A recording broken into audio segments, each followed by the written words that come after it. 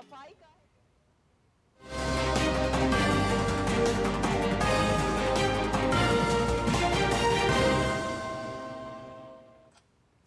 नमस्कार, इस समाचार बुलेटिन में आप सभी का स्वागत है और शुरुआत हेडलाइंस के साथ। प्रधानमंत्री नरेंद्र मोदी सोमवार को करेंगे गुजरात का दौरा। तकरीबन 4,900 करोड़ रुपए के विकास कार्यों का करेंगे शुभारंभ और स्पेन के राष्ट्रपति पेड्रो सांचेज के साथ करेंगे टाटा एयरक्राफ्ट कॉम्प्लेक्स का उद्घाटन।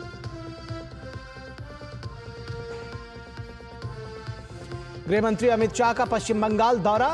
लैंड पोर्ट पेट्रापोल में यात्री टर्मिनल भवन और मैत्री द्वार का किया उद्घाटन। भाजपा सदस्यता अभियान का भी किया शुभारंभ। कहा, मोदी जी के नेतृत्व में पश्चिम बंगाल फिर से बनेगा सोनार बांग्ला।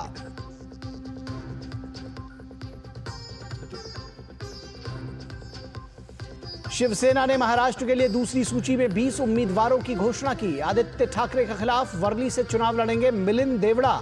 कांग्रेस ने 14 नामों की एक और सूची जारी की। अखिलेश की 2 टूक से इंडी गठबंधन में टूट के आसार।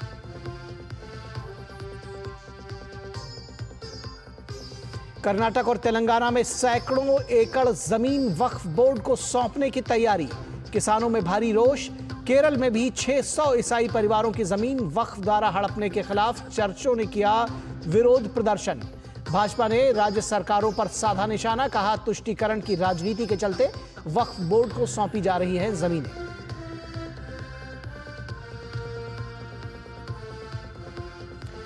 महिला क्रिकेट के 3 मैचों की सीरीज के दूसरे वनडे मैच में न्यूजीलैंड ने भारत को 76 रन से हराया। न्यूजीलैंड ने सीरीज 1-1 से बराबर की।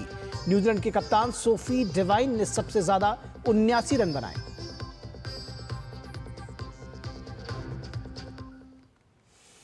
और सबसे पहले प्रधानमंत्री नरेंद्र मोदी की गुजरात दौरे की बात करते हैं। सोमवार को प्रधानमंत्री नरेंद्र मोदी वडोदरा के बाद अमरेली पहुंचेंगे, जहां वे तकरीबन 4,900 करोड़ रुपए के विकास कार्यों का शुभारंभ करेंगे, जिसमें सबसे खास आता है भारत माता सरोवर। सोमवार का दिन गुजरात के लिए काफी ऐतिहासिक होने जा रहा है, जब प्रधानमंत्री नरेंद्र मोदी अमरेली के दुधाला में ढोलकिया फाउंडेशन और गुजरात सरकार के सहयोग से पीपीपी मॉडल पर बने भारत माता सरोवर का उद्घाटन करेंगे। मूल रूप से ये जलाशय पहले 4.5 करोड़ लीटर पानी ही संरक्षित कर पाता था, लेकिन पीपीपी मॉडल के तहत इसे और गहरा, चौड़ा और मजबूत बनाकर इसकी क्षमता 24.5 करोड़ लीटर तक कर दी गई है। इस प्रोजेक्ट के आसपास के कुएं और कूपों में जलस्तर बढ़ गया है, जिससे स्थानीय गांवों और किसानों को सिंचाई की बेहतर सुविधा प्रदान करने में मदद मिलेगी। प्रधानमंत्री का ये विजन है, टूरिज्म को डेवलप करो, गांव को डेवलप करो और फार्मर को मजबूत करो। छोटे छोटे लोगों को कैसे फायदा होगा, तो ये एरिया में बहुत लैंड पड़ी है और इधर बहुत बड़ा स्कोप है टूरिज्म का। गिर तो नज़दीक में है, सोमनाथ भी नज़दीक में है, जूनागढ़ भी नज़दीक में है। ये जो अहमदाबाद से के बड़ौदा से के दिल्ली से कोई भी आता है तो ये रास्ते बीच में आता ही है, तो इधर से लेके गिर तक टूरिज्म डेवलप होगा। इसके बाद प्रधानमंत्री नरेंद्र मोदी अमरेली में एक सार्वजनिक समारोह में लगभग 4,900 करोड़ रुपए की विभिन्न परियोजनाओं का उद्घाटन और शिलान्यास करेंगे। 2,800 करोड़ रुपए से अधिक की विभिन्न सड़क परियोजनाएं और 1,100 करोड़ रुपए की लागत से पूरी हुई भुज नालिया रेल गेज परिवर्तन परियोजना को राष्ट्र को समर्पित किया जाएगा। ये बहुत ही बड़े बदलाव हैं जो लोग देख रहे हैं। आने वाले समय में भी इसी तरीके से अमरेली में भी नेशनल हाईवे ऑफ इंडिया की जो स्टेट डिवीजन्स हैं, जो मिनिस्ट्री ऑफ रोड ट्रांसपोर्ट के अंदर आती हैं, उसमें भी बहुत सारे रोड्स के प्रोजेक्ट्स जो हैं वो उनका 4 लेनिंग का प्रोजेक्ट अभी चल रहा है। हमें लैंड एक्विजिशन भी कर रहे हैं और मैं मानता हूँ आगने वाले 5-6 साल में अमरेली जो डिस्ट्रिक्ट है वो बहुत बड़ा एक कायाकल्प दिखेगा। इस कार्यक्रम के अंतर्गत प्रधानमंत्री नरेंद्र मोदी अमरेली जिले के अंतर्गत जल आपूर्ति विभाग की 700 करोड़ से अधिक की लागत वाली विभिन्न विकास परियोजनाओं का भी उद्घाटन और शिलान्यास करेंगे। इसका सीधा फायदा बोटाद, अमरेली, जूनागढ़, राजकोट और पोरबंदर जिलों के 36 शहरों और 1298 गांवों के 67 लाख से अधिक लोगों को पहुंचेगा। आज ये प्रधानमंत्री नरेंद्र मोदी की दूरदर्शिता का ही नतीजा है कि ढोलकिया फाउंडेशन के साथ पीपीपी मॉडल पर यहाँ पर 25 से 30 किलोमीटर लंबा जलाशय तैयार किया गया, यानी भारत माता सरोवर, जो न सिर्फ यहाँ के किसानों को सिंचाई के लिए जल उपलब्ध कराएगा, बल्कि अगर अमरेली डिस्ट्रिक्ट में 1 वर्ष तक बारिश नहीं भी हो तब भी यहाँ पर लोगों को पीने की पानी की समस्या नहीं होगी। अपने सहयोगी नीरज सिंह और कैमरामैन विनोद ओझा के साथ अभिषेक सिंह, डीडी न्यूज़, अमरेली। और प्रधानमंत्री नरेंद्र मोदी सोमवार को गुजरात का दौरा करेंगे, जहां वो अपने साथ स्पेन के राष्ट्रपति पेड्रो सांचेज के साथ मिलकर टाटा एयरक्राफ्ट कॉम्प्लेक्स का उद्घाटन करेंगे। ये कॉम्प्लेक्स C-295 विमान के निर्माण के लिए बनाया गया है। भारत में अलग अलग स्थानों पर तैयार कलपुर्जों को जोड़कर सैन्य विमान बनाने की निजी क्षेत्र की पहली यूनिट शुरू होने जा रही है। प्रधानमंत्री नरेंद्र मोदी स्पेन के राष्ट्रपति के साथ टाटा एयरक्राफ्ट कॉम्प्लेक्स का सोमवार को उद्घाटन करेंगे।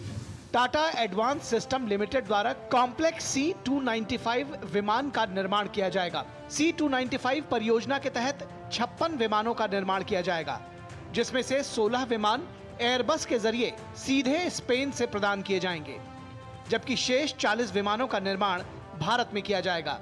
TACL इन 40 विमानों का निर्माण करेगी। यह सुविधा भारत में सैन्य विमानों के लिए पहली निजी क्षेत्र की फाइनल असेंबली लाइन होगी। इस प्रक्रिया में विमान के निर्माण से लेकर असेंबली, परीक्षण और उसे सक्षम बनाने से लेकर डिलीवरी व रखरखाव तक शामिल है। 2022 में प्रधानमंत्री ने वडोदरा में फाइनल असेंबली लाइन की आधारशिला रखी थी। अब वो इसका उद्घाटन करने जा रहे हैं। मेरे पीछे जो विमान आपको दिखाई दे रहा है उसका नाम है C-295। आपको बता दें कि इंडियन एयरफोर्स का ये नया मालवाहक विमान है और टाटा एडवांस सिस्टम लिमिटेड के द्वारा इस विमान को बनाया जा रहा है। अगर इसकी हम क्षमता की बात करें तो 5000 किलोग्राम से लेकर 10,000 किलोग्राम तक का जो वजन है इस विमान के अंदर लेकर जाया जा सकता है। सोमवार को दोनों देशों के प्रमुख मिलेंगे।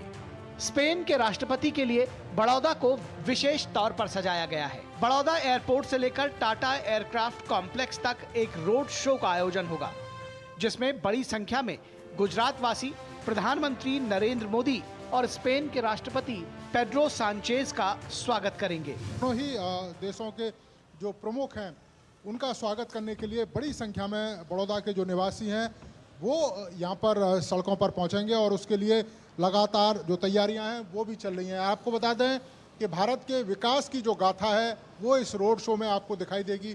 भारत की संस्कृति, इसके अलावा गुजरात का कल्चर, गुजरात का डांडिया, वो भी रोड शो के दौरान देखने को मिल सकता है। रोड शो और टाटा एयरक्राफ्ट कॉम्प्लेक्स के उद्घाटन के बाद प्रधानमंत्री वडोदरा के लक्ष्मी विलास पैलेस का दौरा करेंगे, जहां दोनों देशों के प्रमुख भारत और स्पेन के संबंधों को एक नई ऊंचाई देने के साथ देश विदेश के महत्वपूर्ण मसलों पर चर्चा करेंगे।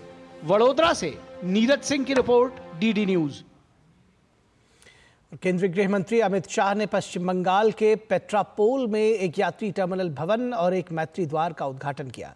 पेट्रापोल में दक्षिण एशिया का सबसे बड़ा भूमि बंदरगाह है और भारत बांग्लादेश के बीच व्यापार और वाणिज्य के लिए एक महत्वपूर्ण प्रवेश द्वार है। केंद्रीय गृह मंत्री अमित शाह ने कोलकाता के निकटवर्ती उत्तर 24 परगना जिले में पश्चिम बंगाल के लैंडपोर्ट पेट्रापोल में यात्री टर्मिनल भवन और मैत्री द्वार का उद्घाटन किया।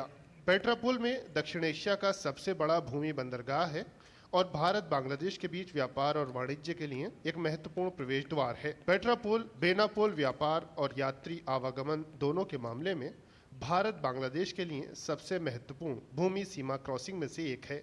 गृह मंत्री ने पश्चिम बंगाल के लैंडपोर्ट पेट्रापोल में यात्री टर्मिनल भवन और मैत्री द्वार को प्रधानमंत्री नरेंद्र मोदी की दूरदर्शिता का प्रतीक बताया।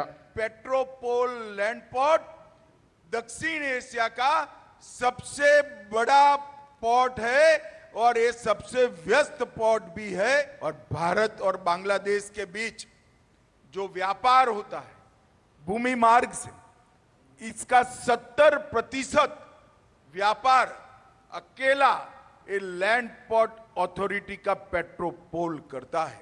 मैत्री द्वार भारत बांग्लादेश द्वारा सहमत जीरो लाइन पर एक संयुक्त कार्गो गेट है। भारत और बांग्लादेश के बॉर्डर पर मैत्री द्वार तस्करी और अन्य गैरकानूनी गतिविधियों पर नियंत्रण करेगा। भारत बांग्लादेश के बीच तस्करी को रोकने में मदद मिलेगी। मैत्री द्वार से जांच एजेंसियों का सभी ट्रकों पर नियंत्रण हो पाएगा। देश की आंतरिक सुरक्षा को भी पहले से अधिक पुख्ता करने में मदद मिलेगी। मैत्री द्वार आधुनिक सुविधाओं से लैस है। मैत्री द्वार यातायात उल्लंघनों की पहचान करने में भी मददगार होगा।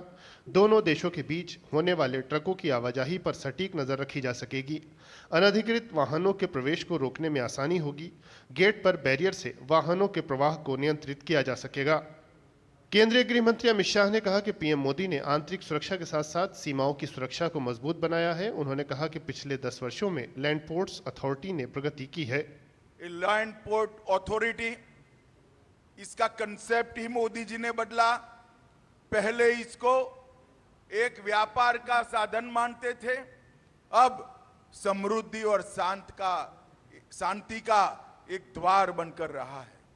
हमारे पड़ोसी राष्ट्रों से हमें जोड़ने का काम कर रहा है। पेट्रापोल बेनापोल सीमा बांग्लादेश सीमा पर सबसे व्यस्त भूमि बंदरगाहों में से एक है, क्योंकि दोनों देशों के बीच लगभग 70% व्यापार यहीं से होता है। यह गेट प्रतिदिन 600 से 700 ट्रकों के आवागमन को तेज और सरल बनाएगा। भारत का भूमि बंदरगाह प्राधिकरण इस टर्मिनल और गेट का संचालन करेगा। इस परियोजना से न केवल भारत बांग्लादेश यात्रा अनुभव में सुधार आएगा, बल्कि इसे एशिया के एक महत्वपूर्ण केंद्र के रूप में स्थापित करने में भी मदद मिलेगी। Bureau report, DD news. और बंगाल में हो रहे अवैध घुसपैठ से देश की सुरक्षा के लिए चिंता का विषय बताया। और राज्य में अवैध घुसपैठ के लिए केंद्रीय गृह मंत्री अमित शाह ने ममता बनर्जी को जिम्मेदार ठहराया। अमित शाह ने रविवार को बांग्लादेश से हो रही अवैध घुसपैठ को लेकर सख्त रुख अपनाते हुए कहा कि पश्चिम बंगाल में शांति तभी संभव है जब घुसपैठियों पर रोक लगेगी। उन्होंने दावा किया कि 2026 में अगर भाजपा सत्ता में आती है तो अवैध घुसपैठ पर नियंत्रण लगाया जाएगा। पश्चिम बंगाल के दौरे पर पहुंचे केंद्रीय गृह मंत्री अमित शाह ने घुसपैठ के मुद्दे पर मुख्यमंत्री ममता बनर्जी पर जमकर निशाना साधा। अमित शाह ने कहा कि राज्य में शांति तभी आ सकती है जब बांग्लादेशी घुसपैठियों पर पूर्ण रूप से अंकुश लगेगा। अमित शाह ने राज्य से घुसपैठियों को बेदखल करने के लिए जनता से 2026 में सत्ता भाजपा के मजबूत हाथों में सौंपने का आह्वान किया। उन्होंने कहा कि बंगाल के विकास के लिए राज्य प्रायोजित घुसपैठ को रोकना होगा। जब कानूनी आवाजाही की व्यवस्था न हो तब आवाजाही अवैध रूप से होती है, और जब अवैध रूप से आवाजाही के रास्ते खुलते हैं वो बंगाल की, भारत की शांति को बहुत क्षति पहुंचाते हैं। मैं आज बंगाल की जनता को कहकर जाता हूं, 26 में परिवर्तन कर दीजिए। इस घुसपैठ को हम पूर्णतया रोक कर दम लेने वाले हैं, और शांति बंगाल में तभी हो सकती है जब ये घुसपैठ रुक जाए। बंगाल के अलावा देश के अलग अलग हिस्सों में बांग्लादेशी घुसपैठियां बड़ी समस्या है। सरकारें इनकी धरपकड़ की कार्रवाई करती हैं, लेकिन कई राज्यों में इनकी जड़ें इतनी मजबूत हैं कि समस्या रोज बरोज जटिल होती जा रही है। नवंबर 2016 में सरकार ने संसद को बताया कि देश में करीब 2 करोड़ बांग्लादेशी अवैध तरीके से रह रहे हैं। इसमें से आधे यानी 1 करोड़ का ठिकाना पश्चिम बंगाल है। 10 करोड़ की आबादी वाले राज्य में 1 करोड़ घुसपैठी हैं, यानी ये कुल आबादी में 10% हैं। इनमें से 10% घुसपैठी वोटर भी हैं और सरकार बनाने और बिगाड़ने में इनकी बड़ी भूमिका होती है। उधर असम के मुख्यमंत्री हेमंता बिस्वा शर्मा ने घुसपैठियों को लेकर सभी सरकारों से सतर्क रहने पर जोर दिया है। Assam and Tripura, we are working very closely. We are detecting people. If Bengal government is also start detecting people, I think this will be a systematic effort. Bangladeshi घुसपैठियों के कारण कई राज्यों में डेमोग्राफी में भारी बदलाव की बात सामने आ रही है। झारखंड हाई कोर्ट में एक याचिका के जवाब में केंद्र सरकार ने बताया कि झारखंड के संथाल परगना में जनजातीय आबादी में 16% की कमी आई है। यह आबादी परगना में पहले 44% थी, लेकिन अब ये मात्र 28% रह गई है। जनजातीय आबादी के कम होने के पीछे 2 कारण बताए गए, पहला पलायन और दूसरा धर्मांतरण। वहीं याचिका में दावा किया गया है कि बांग्लादेशी घुसपैठियों के कारण जनसंख्या में बदलाव आ रहा है। अवैध घुसपैठ के कारण असम के कई इलाकों की जनसंख्या में भी बदलाव की बात सामने आ रही है। Bureau report, DD news.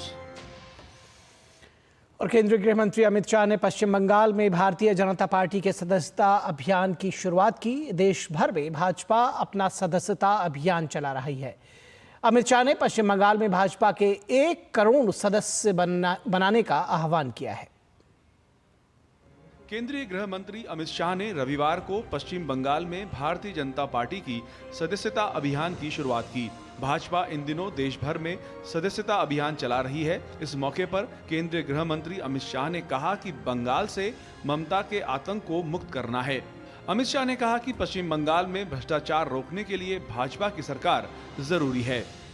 नौकरी देने में भी भ्रष्टाचार, मनरेगा में भी भ्रष्टाचार, अनाज बांटने में भ्रष्टाचार, स्वास्थ्य की सेवाओं में भी भ्रष्टाचार, कट मनी का जो बोलबाला बंगाल में हुआ है उसको समाप्त करने का एकमात्र रास्ता है बंगाल में 26 में भारतीय जनता पार्टी की सरकार बनाना। भाजपा ने सदस्यता अभियान के लिए नए सिरे से 10 करोड़ सदस्य बनाने का लक्ष्य रखा है। साल 2024 में भाजपा सदस्यता अभियान के तहत 10 करोड़ सदस्य बन चुके हैं। पार्टी के पास पहले से 18 करोड़ सदस्य हैं। अमित शाह ने दावा किया कि साल 2026 में बंगाल में भारी बहुमत के साथ भाजपा की सरकार बनेगी। साथ ही उन्होंने कहा कि बंगाल को सोनार बंगला बनाया जाएगा। बंगाल के कार्यकर्ताओं का बलिदान व्यर्थ नहीं जाएगा। यहाँ एक बार फिर से सोनार बंगला बनेगा और मोदी जी के नेतृत्व में ही बनेगा। और 26 का चुनाव आने वाले सभी समय के चुनाव, गए हुए सभी चुनावों में एक मील का पत्थर साबित होने वाले हैं। लोकसभा चुनाव के बाद संगठन के कील कांटे को दुरुस्त करने के लिए भारतीय जनता पार्टी जोर शोर से सदस्यता अभियान चला रही है। अभी पुराने सदस्यों को जोड़ने और नए सदस्य बनाने के लिए बीजेपी ने राज्य इकाई को टारगेट दे रखा है। Bureau report, DD news. और आगामी महाराष्ट्र विधानसभा चुनाव के लिए एकनाथ शिंदे की शिवसेना ने 20 और उम्मीदवारों के नाम का ऐलान किया है। इस लिस्ट में संजय निरुपम को दिंडोरी से टिकट दिया गया है और मिलिंद देवड़ा वर्ली में आदित्य ठाकरे के खिलाफ मैदान में होंगे। और महाराष्ट्र चुनाव के गर्माते माहौल में कांग्रेस ने नए चेहरों के साथ चौथी सूची में 14 और उम्मीदवारों के नामों की घोषणा की है। पार्टी ने अमलनेर से डॉक्टर अनिल नाथ शिंदे, उमरेड से संजय नारायण ताओ मेश्राम, अरमोरी से रामदास मसराम और चंद्रपुर से प्रवीण नानाजी पावडेकर को मैदान में उतारा है। वहीं बल्लापुर से पार्टी ने संतोष सिंह चंदन सिंह रावत को उम्मीदवार बनाया है, जबकि बरोरा में प्रदीप सुरेश काकड़े को चुना गया है। पार्टी ने अब्दुल सत्तार अब्दुल गफूर को नांदेड़ उत्तर से और लाहू एच शेवाले को औरंगाबाद पूर्व से मैदान में उतारा है। वहीं संदीप पांडे को नाला सोपारा से, अशोक जाधव को अंधेरी पूर्व से, दत्तात्रेय बहिरथ को शिवाजी नगर से, रमेश आनंद राव भागवे को पुणे छावनी से, दिले ब्रह्मादेव माने को सोलापुर दक्षिण से और पंढरपुर से भागीरथ भालके को नामांकित किया गया है। आपको बता दें कि इनमें से 2 लोगों के नाम बदले गए हैं, यानी कि 2 सीटों पर कांग्रेस ने नाम बदले हैं। और लोकसभा चुनाव से लेकर महाराष्ट्र चुनाव तक इंडिया ब्लॉक और महाविकास अघाड़ी में कांग्रेस से मोहभंग के संकेत साफ नजर आ रहे हैं। महाविकास अघाड़ी में सहयोगी दलों के साथ सीटों के टकराव के बीच अब उत्तर प्रदेश से अखिलेश यादव के महाराष्ट्र चुनाव में सीटों के दावे ने कांग्रेस की मुश्किलों को और बढ़ा दिया है। विधानसभा चुनाव की तारीख जैसे जैसे नजदीक आ रही है, महाविकास अघाड़ी के सहयोगी दलों के बीच सीटों के बंटवारे को लेकर खींचतान भी तेज हो गई है। लोकसभा चुनाव के बाद कांग्रेस को लेकर उसके सहयोगी दलों में धीरे धीरे उत्साह कम होता जा रहा है। शायद यही वजह है कि महाराष्ट्र में समाजवादी पार्टी भी महाविकास अघाड़ी के गठबंधन में अपने लिए ज्यादा से ज्यादा सीटें चाहती है। समाजवादी पार्टी के प्रदेश अध्यक्ष अबू आजमी के बाद अब पार्टी मुखिया अखिलेश यादव ने भी जता दिया कि उनके मन मुताबिक सीटें नहीं मिलती हैं तो वे अपना रास्ता अलग कर लेंगे। उन्होंने ताकीद की कि राजनीति में त्याग की कोई जगह नहीं है। पहले कोशिश करेंगे कि हम लोग गठबंधन में रहें, अगर वो गठबंधन में नहीं रखना चाहते हैं तो वहीं पर लड़ेंगे जहां पर हमारी पार्टी को वोट मिलेगा या संगठन है जो पहले से काम करते आए। लेकिन राजनीति में ये समझना चाहिए, त्याग की कोई जगह नहीं है।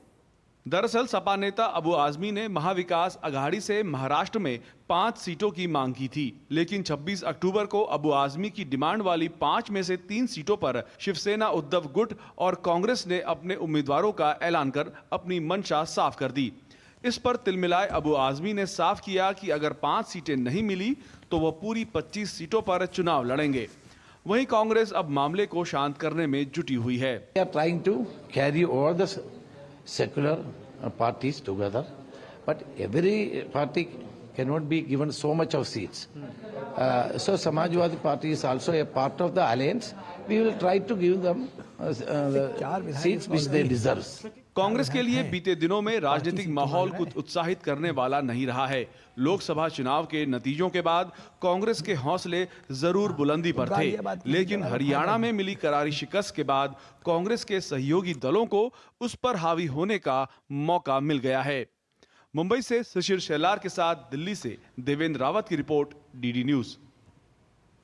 तो इस बार महाराष्ट्र विधानसभा चुनाव में महाविकास अघाड़ी और महायुति गठबंधन के बीच कांटे की टक्कर है, लेकिन महाराष्ट्र के 4 क्षेत्रों मराठवाड़ा, पश्चिम महाराष्ट्र, उत्तर महाराष्ट्र और कोंकण से हटकर विदर्भ में गठबंधन सहयोगियों और छोटी पार्टियों की भूमिका बहुत ज्यादा नहीं है।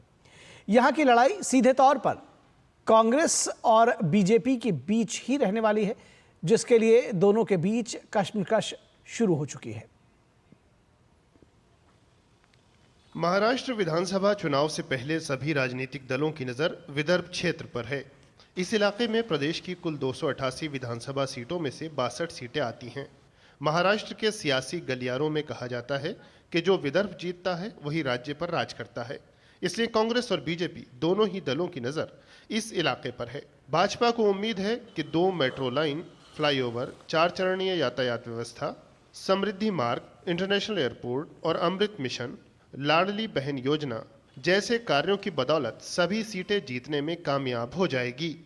किसानों को बिजली बिल माफ होनी चाहिए, वो हमने कर दिया है। हम किसानों के खेत में जाने वाले रास्ते हैं वो अच्छे करने हैं। किसानों को फ्री बिजली देना है, किसानों को सोलर पंप देने हैं। विदर्भ में भी हम अच्छा काम करेंगे। हार्ट टू हार्ट और मैन टू मैन हम घर घर जाएंगे, जनता के बीच में विश्वास पैदा करेंगे। डबल इंजन सरकार ही अपने महाराष्ट्र का भला कर सकती है, जनता को समझाएंगे। विदर्भ कांग्रेस का गढ़ माना जाता है। कांग्रेस के प्रदेश अध्यक्ष नाना पटोले विदर्भ की साकोली सीट और विधानसभा में नेता प्रतिपक्ष विजय वडेट्टीवार ब्रह्मपुरी से चुनाव लड़ रहे हैं। तो वहीं देवेंद्र फडणवीस के खिलाफ कांग्रेस ने प्रफुल्ल गुडधे पाटिल को मैदान में उतारा है। अमरावती से सुनील देशमुख को उतारा गया है। कांग्रेस भाजपा पर प्रदेश में भ्रष्टाचार, बेरोजगारी और पलायन बढ़ाने जैसे गंभीर आरोप लगा रही है। वो मुनगंटीवार और फडणवीस ने गला के नस फटने तक की चिल्लाई थी कि अलग विदर्भ हो, कांग्रेस ने लूट लिया विदर्भ को, न्याय नहीं दिया। ये सब झूठ है, ये कोई पैकेज वाकेज से गुमराह करने की बात है। मराठवाड़ा को पैकेज दिया था 1.5 साल पहले 50,000 करोड़ का, 1 रुपया भी नहीं मिला। विदर्भ में 2 प्रमुख समुदाय कुनबी और तेली दोनों ही ओबीसी के अंतर्गत आते हैं। वो चुनाव परिणाम निर्धारित करने में महत्वपूर्ण भूमिका निभाते रहे हैं।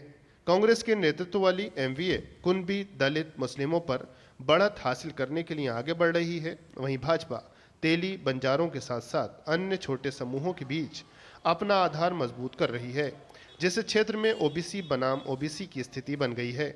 गौरतलब है कि विदर्भ क्षेत्र की 62 विधानसभा सीटों में बीजेपी को 15, शिवसेना को 4, कांग्रेस को 29, एनसीपी शरद पवार को 5, शिवसेना यूबीटी को 8 और 1 सीट पर अन्य को बढ़त हासिल है। विदर्भ के किसानों के मुद्दे पर सत्ता पक्ष और विपक्ष दोनों ही एक दूसरे पर वार प्रतिवार करते हुए नजर आ रहे हैं, लेकिन सत्ता की चाबी इन किसानों के पास है। कैमरामैन मोर मुकुट शर्मा के साथ चंद्रशेखर, डीडी न्यूज, नागपुर।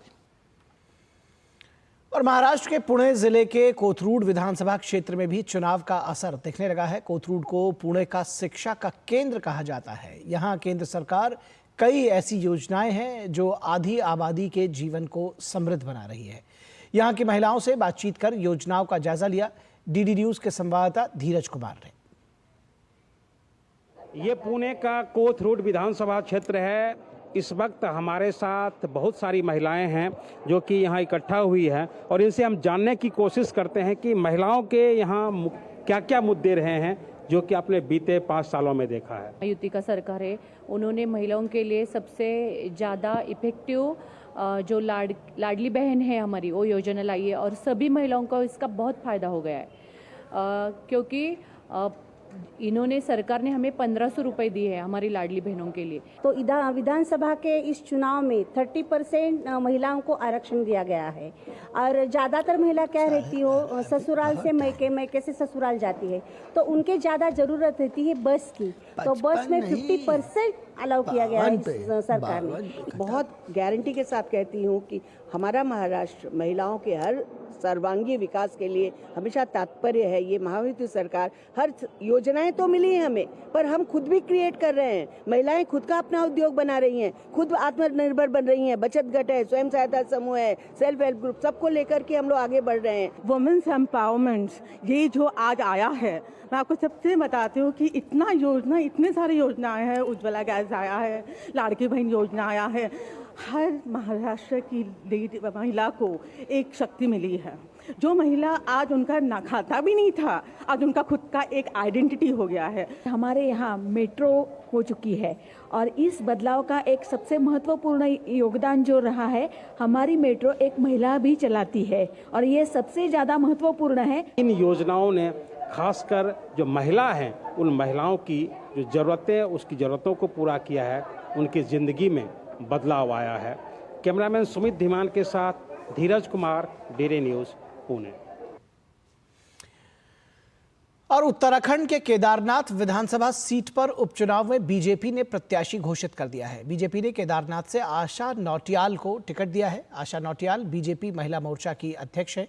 आशा नौटियाल केदारनाथ से बीजेपी की पूर्व विधायक भी रह चुके हैं। केदारनाथ विधानसभा सीट भाजपा विधायक शैला रानी रावत के निधन के कारण रिक्त हुई थी।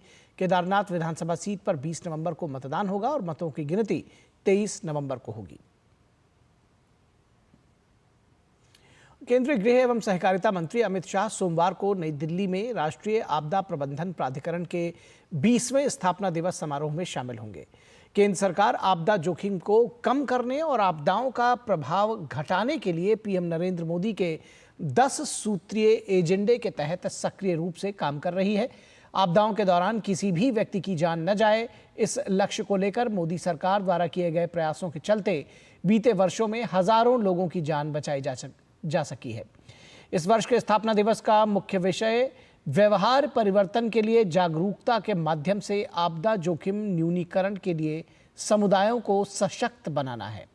इस कार्यक्रम में केंद्र और राज्यों के विभिन्न वरिष्ठ अधिकारी, अंतर्राष्ट्रीय और संयुक्त राष्ट्र एजेंसियों के प्रतिनिधि, आपदा प्रबंधन विशेषज्ञ, गैर सरकारी संगठनों के सदस्य और देश भर से आपदा प्रबंधन क्षेत्र में काम करने वाले प्रमुख हितधारक हिस्सा लेंगे। और कर्नाटक और तेलंगाना में सैकड़ों एकड़ जमीन पर वक्फ बोर्ड ने अपना दावा ठोंका है। वक्फ बोर्ड ने कर्नाटक के विजयपुरा जिले के होनवाड़ा गांव में किसानों की 1200 एकड़ जमीन पर और तेलंगाना में मलकाजगिरी और रंगारेड्डी जिले की 750 एकड़ जमीन पर अपना दावा ठोका है। वक्फ के फैसले के बाद किसानों और जमीन मालिकों में भारी रोष है। भाजपा ने कांग्रेस सरकार पर हमला करते हुए कहा है कि तुष्टीकरण की सियासत के चलते वक्फ बोर्ड को जमीनें सौंपी जा रही हैं। देश के कई हिस्सों की जमीनों पर वक्फ बोर्ड के दावों से अक्सर विवाद सामने आते रहते हैं। ताजा मामला कर्नाटक के विजयपुर जिले का है, जहां प्रशासन के एक नोटिस से कई किसानों की भारी भरकम जमीन हाथ से निकलती दिखाई दे रही है। जिला प्रशासन ने एक अधिसूचना के जरिए कुछ किसानों की जमीनों को वक्फ में शामिल करने का फैसला किया है। जिला प्रशासन के इस फैसले के खिलाफ किसानों में रोष बढ़ता जा रहा है और वो सड़कों पर उतर आए हैं। दरअसल विजयपुरा जिले के होनवाड़ा गांव की 1200 एकड़ जमीन पर शाह अमीनुद्दीन दरगाह ने अपना हक जताया। इसके बाद स्थानीय तहसीलदार ने जमीन मालिक किसानों को नोटिस भेजकर इसका जवाब मांगा।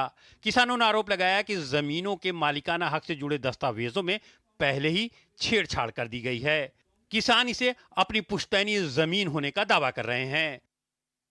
कर्नाटक राज्य में बिना कोई नोटिस दिए वक्फ बोर्ड द्वारा विजयपुर के किसानों की जमीन हड़पना निंदनीय है। जमीरा अहमद विजयपुर आए और यहाँ के अधिकारियों से बात कर निर्णय लिया, लेकिन यह किसान विरोधी नीति है। जबकि वक्फ बोर्ड का कहना है कि ये नोटिस 1974 के गजट की घोषणा पर आधारित है। वक्फ बोर्ड के मुताबिक भूमि को राज्य सरकार ने वक्फ संपत्ति के रूप में चिन्हित किया था और इसे गजट में दर्ज किया गया था। अभी लोकल एमएलए कौन है? जितना भी लोकल एमएलए है, हमने उनको भी नोटिस दिया है कि भाई ये इसके अंदर आप भी शरीक होना करके, अब वो आए नहीं, इसके अंदर डीसी की मीटिंग में आए नहीं। मामले को लेकर भाजपा राज्य सरकार पर हमलावर है। भाजपा तुष्टीकरण की राजनीति के चलते कांग्रेस सरकार पर किसानों की जमीन को वक्फ बोर्ड को सौंपने की साजिश बता रही है। थर्ड पोजीशन में वक्फ बोर्ड का असेट्स पूरा देश में है। इतना जमीन, इतना लैंड उनको कैसे मिला, कौन दिया है? इसलिए उसके बारे में पूरा एक अच्छा तरफ से इंक्वायरी होना चाहिए। Farmers has been issued notice by the state government. It's not just a mistake. It's not just a mistake on the part of the government. It's a deliberate move by the government to help the work people. उधर तेलंगाना में भी वक्फ board के नियमों के सहारे मलकाजगिरी और रंगारेड्डी जिले की 750 एकड़ जमीन पर वक्फ बोर्ड को सौंपने की आशंका पैदा हो गई है। दरअसल हाल ही में पंजीकरण विभाग द्वारा मलकाजगिरी और रंगारेड्डी की कुछ संपत्तियों की बिक्री और खरीद पर रोक लगा दी थी। इसके बाद से लोगों में ये बेचैनी पैदा हो गई कि कहीं उनकी जमीन को वक्फ बोर्ड को सौंपने की तैयारी तो नहीं है। दरअसल वक्फ बोर्ड मेडिचल मलकाजगिरी जिले में 20 से 25 सर्वेक्षण संख्या में फैली लगभग 328 सूखी जमीन और 50 एकड़ आर्द्र भूमि पर अपना दावा ठोक रहा है। राज्य वक्फ बोर्ड के मुख्य कार्यकारी अधिकारी इन जिलों के कलेक्टरों को बोर्ड के दावों से संबंधित जमीनों को निषिद्ध सूची में शामिल करने की मांग कर रहे हैं। Bureau report, DD news. और केरल में वक्फ बोर्ड के विरुद्ध लोगों का रोष बढ़ता जा रहा है। केरल के मनुम्बम में 600 ईसाई परिवारों से वक्फ बोर्ड द्वारा भूमि हड़पने के विवाद में ईसाई समुदाय का रोष बढ़ रहा है।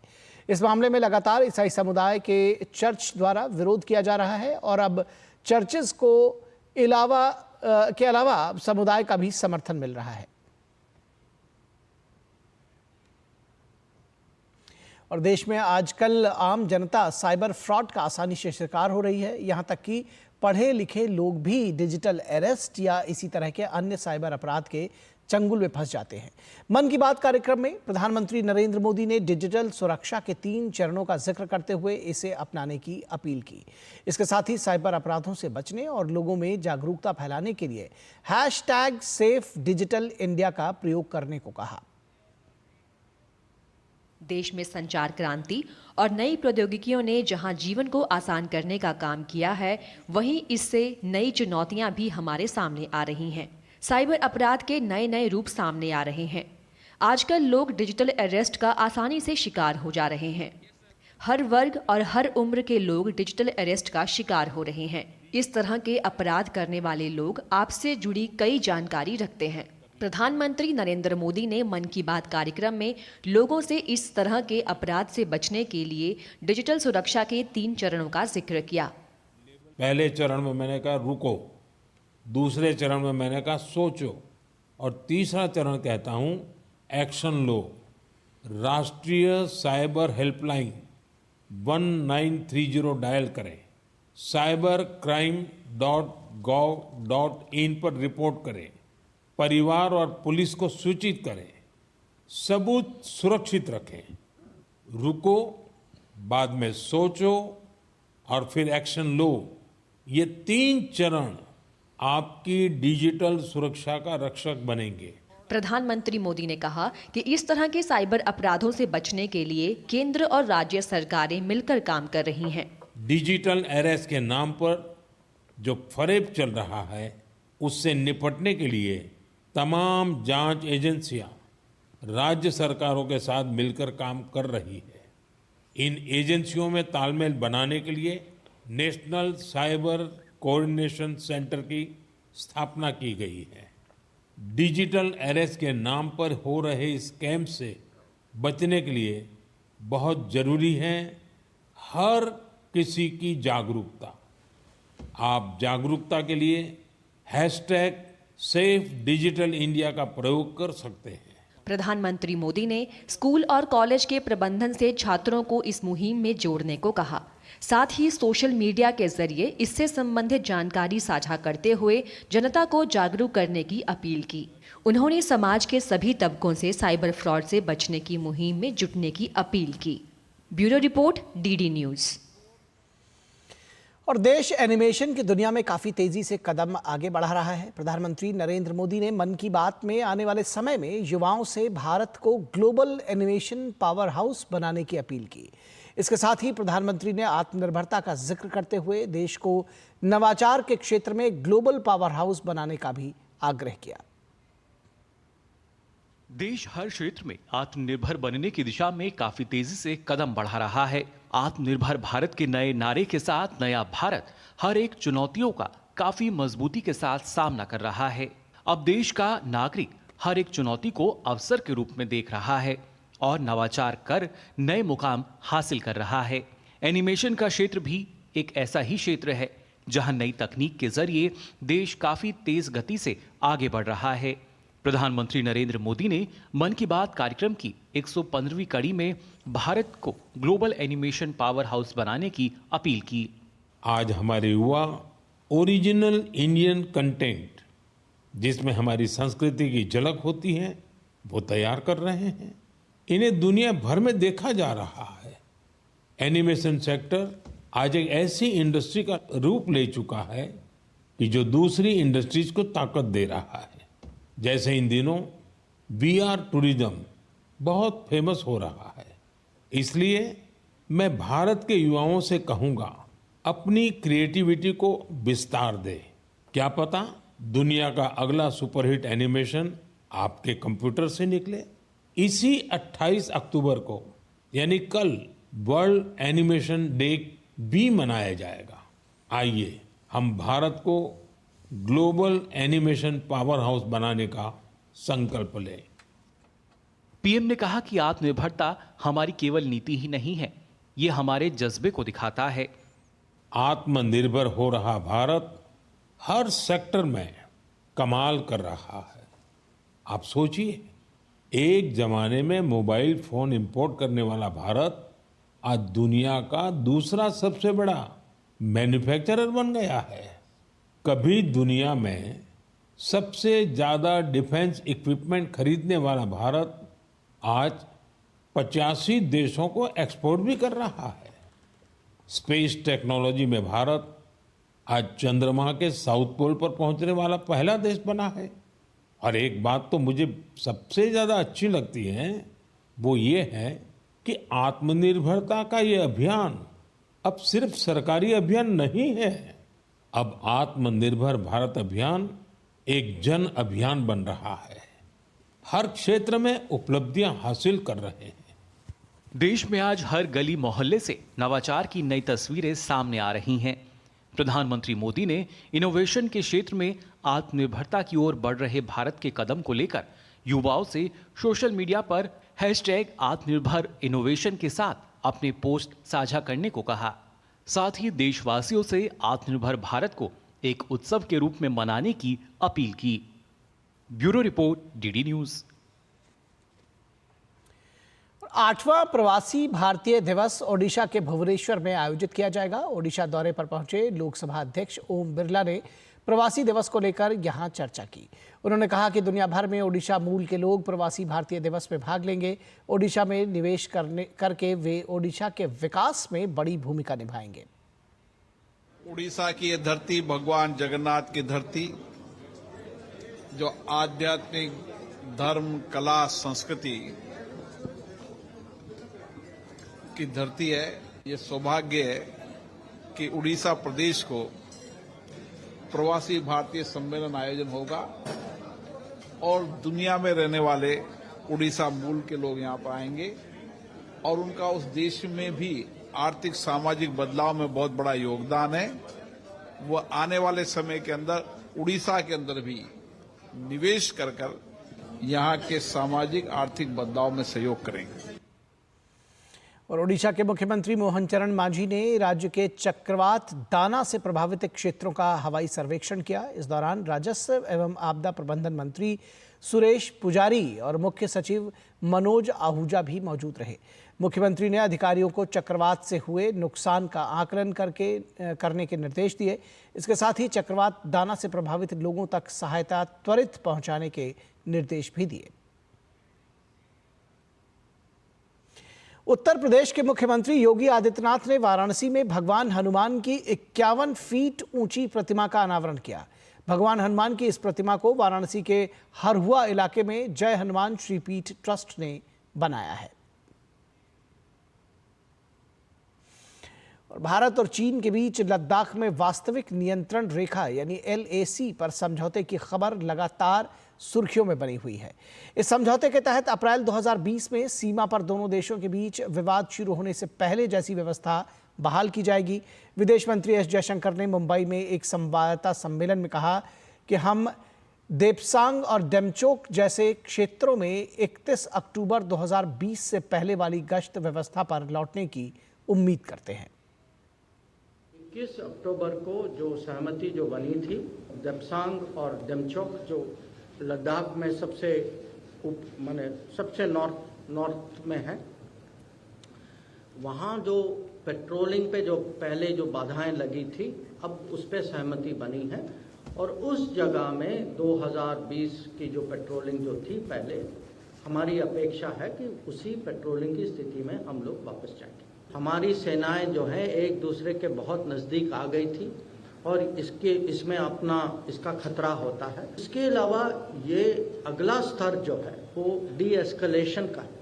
डी एस्केलेशन का मतलब है कि दोनों सेनाएं काफ़ी बड़ी मात्रा में हथियार के साथ उस क्षेत्र में आए हैं, तो वो हम उसको कम नहीं करेंगे जब तक हमें विश्वास नहीं है, क्योंकि यहाँ भी वो ऐसी डिसीजन हो। प्रधानमंत्री नरेंद्र मोदी 29 तारीख को आयुर्वेद दिवस पर दिल्ली के अखिल भारतीय आयुर्वेद संस्थान में इसके दूसरे चरण का उद्घाटन करेंगे। इसको लेकर केंद्रीय आयुष मंत्री प्रताप राव जाधव ने कहा कि इस दिन दुनिया भर में आयुर्वेद को लेकर कार्यक्रम होंगे। इस साल आयुर्वेद दिवस की थीम वैश्विक स्वास्थ्य के लिए आयुर्वेदिक नवाचार है। बता दें कि साल 2014 में मोदी सरकार में ही आयुर्वेद मंत्रालय की स्थापना हुई, जिससे देश को स्वास्थ्य के साथ साथ आर्थिक लाभ भी मिल रहा है। 29 तारीख को दुनिया भर में आयुर्वेद दिवस मनाया जा रहा है और इस पर बातचीत करने के लिए हमारे साथ मौजूद हैं केंद्रीय आयुष मंत्री स्वतंत्र प्रभार प्रताप राव जाधव जी। सर, क्या तैयारियां हैं 29 तारीख को लेकर और इस बार आयुर्वेद दिवस में क्या खास रहने वाला है? 29 तारीख को हमारा आयुर्वेद संस्थान है, यहाँ पर माननीय प्रधानमंत्री आदरणीय नरेंद्र मोदी जी खुद पधार रहे हैं और उनके हाथों से और उनके कर कमलों द्वारा यहाँ का जो हमारा फेज 2 यहाँ पर बनाया गया है, लगभग 55,000 स्क्वायर मीटर का जो बना हुआ है, उसका भी इनॉग्रेशन माननीय प्रधानमंत्री करने वाले हैं। ये बारी जो हमारा आयुर्वेद का जो थीम है वो है वैश्विक स्वास्थ्य के लिए आयुर्वेदिक नवाचार। ये थीम लेके हम ये साल हमारा आयुर्वेदिक दिन मना रहे हैं। आयुर्वेद का लोहा इस समय दुनिया मान रहा है और खासकर भारत ने जिस तरीके से काम किया है उसका असर हमें देखने को मिल रहा है। आपको लगता है इस तरीके से लगातार सरकार आयुर्वेद को बढ़ावा दे रही है, भविष्य आयुर्वेद का बहुत सुनहरा है? जब से हमारे प्रधानमंत्री आदरणीय नरेंद्र मोदी जी बने, उन्होंने 2014 में ही यहाँ पर आयुष मंत्रालय की स्थापना की, जो कि पहले नहीं थी। 2014 के पहले इसका जो बजट था वो 250 करोड़ से भी कम था, लेकिन आज की स्थिति में 2024 में इसका बजट लगभग 3,400 करोड़ के पास वहाँ पर पहुँच गया है। जो हमने आयुष वीज़ा निकाला है उसके तहत हजारों लोग बाहर के देश से हमारे देश में आयुर्वेदिक उपचार करने के लिए भी आ रहे हैं। तो आयुर्वेद एक क्रांतिकारी परिवर्तन है और जिसको लेकर भारत सरकार लगातार काम करते हुए नजर आ रही है और सीधे तौर पर कहा जा सकता है कि आर्थिक तौर पर भी इसमें भारत को फायदा हो रहा है। कैमरा पर्सन सौरभ के साथ निशांत राय, डीडी न्यूज, दिल्ली। और भारत के प्रधानमंत्री नरेंद्र मोदी सोमवार को स्पेन के राष्ट्रपति पेड्रो सांचेज के साथ वडोदरा टाटा एयरक्राफ्ट कॉम्प्लेक्स का शुभारंभ करेंगे। इस बारे में डीडी न्यूज के संवाददाता विशाल बैरिस्टो ने पूर्व वायुसेना प्रमुख एयर चीफ मार्शल विवेक राम से खास बातचीत की। ये एक ऐतिहासिक मौका है और हम बात कर रहे हैं भारतीय वायुसेना के सेल्फ रिलायंस की और भारत में बन रहे नए एयर डिफेंस इकोसिस्टम की। और हमारे साथ बातचीत करने के लिए former air chief marshal Chaudhary, आइए हम उनसे बात करते हैं और जानते हैं।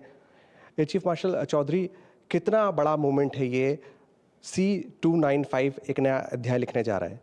आपने जैसे कहा है, ये वाकई एक ऐतिहासिक क्षण है हमारे लिए, जब भारत में पहली बार एक लड़ाकू ट्रांसपोर्ट एयरक्राफ्ट भारत में पूरी तरह से निर्मित होगा। और ट्रांसफ़र ऑफ टेक्नोलॉजी की तौर से ये पहले 16 जहाज़ हमारे फ्लाईओवर कंडीशन में आने वाले हैं और बाकी के 40 जहाज़ हिंदुस्तान में पूरी तरह से निर्मित होंगे। तो ये आप जैसे कहा, ये वाकई एक ऐतिहासिक क्षण है भारत के लिए। सितंबर में 21,000 करोड़ का एक डील साइन हुआ स्पेन के एयरबस के साथ। तो किस तरह से आप देखते हैं इसको, ख़ास तौर से निजी क्षेत्र की बढ़ती हुई भूमिका की अगर हम बात करें तो? ये आत्मनिर्भरता को बहुत प्रोत्साहन देगा। इस कॉन्ट्रैक्ट के जरिए भारत में पहली बार प्राइवेट सेक्टर इंडस्ट्री का बहुत बड़ा रोल होगा हवाई जहाज़ बनाने में। और इसमें उदाहरण के लिए लगभग 35 कंपनीज़ का अप्रूवल मिला है एयरबस की तरफ से विद इन इंडिया मैन्युफैक्चरिंग के लिए। और इन 35 कंपनीज़ में से 29 कंपनीज ऐसी हैं जो MSME सेक्टर में आती हैं। सर, 2 साल से कम टाइम के अंदर हम इसको असेंबली को हम स्टार्ट करने जा रहे हैं। कल प्रधानमंत्री इसका उद्घाटन भी कर देंगे और स्पेन के प्रधानमंत्री भी साथ होंगे। आपने बात की MSMEs की, तो रोज़गार के अवसर ज़्यादा उपलब्ध हो, उसमें इस प्रोजेक्ट की कितनी बड़ी भूमिका देख रहे हैं आप? हिंदुस्तान में जब 17वां एयरक्राफ्ट बनेगा, उसमें लगभग 80,000 मैन आवर्स भारतीय वर्कफोर्स की तरफ से होंगे और धीरे धीरे बढ़ते बढ़ते ये लगभग 96% तक मैन आवर्स इंडियन एम्प्लॉयज़ और इंडियन इंजीनियर्स की तरफ से होंगे। तो ये बहुत बड़ा ये हमारे लिए अपॉर्चुनिटी है कि ज़्यादा से ज़्यादा टेक्नीशियंस और एरोनॉटिक इंडस्ट्री को अपॉर्चुनिटी मिलेगी इस कार्यक्रम में भाग लेने के लिए। आपने सुना एयर चीफ मार्शल चौधरी को, और जाहिर सी बात है ये जो C-295 है वो भारतीय वायुसेना के लिए एक नया अध्याय लिखेगा स्वर्णिम अक्षरों में। कैमरामैन विनय तिवारी के साथ मैं विशाल बैरिस्टो, DD न्यूज़, दिल्ली। और त्योहारों के मौसम में नई दिल्ली रेलवे स्टेशन पर यात्रियों की भारी भीड़ उमड़ती है। भीड़ को नियंत्रित करने के लिए भारतीय रेल ने कई कदम उठाए हैं। सुरक्षा के कड़े बंदोबस्त के बीच आज बिहार संपर्क क्रांति एक्सप्रेस रवाना हुई, जिसे यात्रियों से बात की हमारे संवाददाता राजेश राज ने। दिवाली और छठ के मौके पर भीड़ को नियंत्रित करना रेलवे के लिए बहुत चुनौतीपूर्ण होती है, लेकिन रेलवे ने तमाम तरह के इंतजाम किए हैं। और अभी हम दरभंगा बिहार संपर्क क्रांति एक्सप्रेस पे खड़े हैं। जो यात्री स्लीपर और AC से ट्रैवल कर रहे हैं उनके लिए गेट नंबर 7 और गेट नंबर 10 16 नंबर प्लेटफॉर्म पे जाने के लिए निर्धारित किए गए हैं। जिन यात्रियों को प्लेटफॉर्म नंबर 15 से प्लेटफॉर्म नंबर 1 तक जाना है अजमेरी गेट साइड के द्वारा, वे लोग गेट नंबर 8, गेट नंबर 9 एवं गेट नंबर 11 का प्रयोग करते हुए प्लेटफॉर्म नंबर 15 से 1 पुल की व्यवस्था से जा सकते हैं। हमने मुसाफिरों से बातचीत की और उन्होंने कहा कि पहले रेलवे के टिकट मिलने में बहुत दिक्कत होती थी, इस बार प्लेटफॉर्म पर आराम से पहुंचे क्योंकि बैरिकेडिंग कर दी गई है, भीड़ भाड़ बिल्कुल नहीं है, जिसकी वजह से आराम से हम अपने सीट तक आकर बैठ गए हैं और किसी भी तरह की जद्दोजहद की जो है वो सामना मुसाफिरों को करना नहीं पड़ रहा है। प्लेटफार्म पे आए, बहुत अच्छी व्यवस्था है, कोई भगदड़ नहीं है, कोई दिक्कत परेशानी नहीं है। स्टेशन पर भी आने में कोई दिक्कत नहीं हुआ, व्यवस्था भी अंदर में भी ट्रेन के अंदर बहुत अच्छा किया गया है। बहुत अच्छा लग रहा है। पहले जो जितना भीड़ भाड़ होती थी उतना भीड़ भाड़ नहीं होती है, इस पर मुझे बहुत अच्छा लगा। आप ये देखिए कि ये ट्रेन यहाँ से रवाना हो चुकी है। सुरक्षा कर्मी है, RPF के जो जवान है वो व्हिसिल बजा रहे हैं और प्लेटफॉर्म के पास किसी भी व्यक्ति को फटकने नहीं दिया जा रहा है। और दाहिनी तरफ आप देखेंगे तो बैरिकेडिंग है और बैरिकेडिंग के बगल से मुसाफिर यहाँ से क्रॉस जरूर कर रहे हैं, लेकिन प्लेटफॉर्म पर से किसी को भी जाने की इजाज़त नहीं दी गई है। और बिल्कुल साफ सुथरा ट्रेन यहाँ पर बिहार संपर्क क्रांति एक्सप्रेस जो है वो यहाँ से रवाना हो चुका है अपने गंतव्य के लिए। दिवाली के मौके पर जो लोग अपने घरों में जाकर, अपने गांव में जाकर जो दिवाली का त्यौहार सेलिब्रेट करना चाहते हैं उनके लिए भारतीय रेल ने एक बेहतर इंतजाम किए हैं। कैमरामैन विश्वबंधु के साथ राजेश राज, डीडी न्यूज, नई Delhi railway station, Delhi. Gaza और लेबनान में युद्ध छिड़े रहने के कारण इजराइल और ईरान के बीच सीधा टकराव क्षेत्रीय संघर्ष में तब्दील होने का जोखिम है।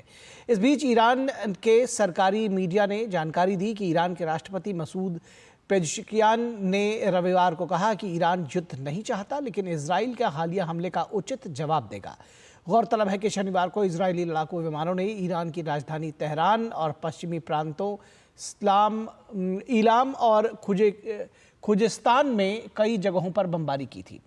वहीं इजराइल के प्रधानमंत्री बेंजामिन नेतन्याहू ने रविवार को कहा कि इजराइल के हवाई हमलों ने ईरान की रक्षा और मिसाइल उत्पादन को कड़ी चोट पहुंचाई है। वहीं ईरान के सर्वोच्च नेता आयतुल्ला अली खामेनेई ने कहा कि देश इस हमले पर प्रतिक्रिया देने पर विचार कर रहा है। अमेरिकी राष्ट्रपति जो बाइडेन ने तनाव को कम करने का आह्वान किया। और अमेरिकी राष्ट्रपति चुनाव में कमला हैरिस और ट्रंप के बीच कांटे की टक्कर देखने को मिल रही है। अमेरिका में गन कल्चर हमेशा से ही एक बड़ा मुद्दा रहा है। इस गन कल्चर के चलते पिछले 50 वर्षों में 15 लाख से ज्यादा अमेरिकी लोगों की जान चली गई है। अमेरिका में गन कल्चर को लेकर देखिए हमारे संवाददाता की ये खास रिपोर्ट। सभ्य समाज में बंदूकों की क्या जगह है ये समझना शायद मुश्किल हो, लेकिन यहाँ अमेरिका में ये एक सेंसिटिव सब्जेक्ट है। पिछले साल 2023 में करीब 40,000 लोग गन वायलेंस के शिकार हुए।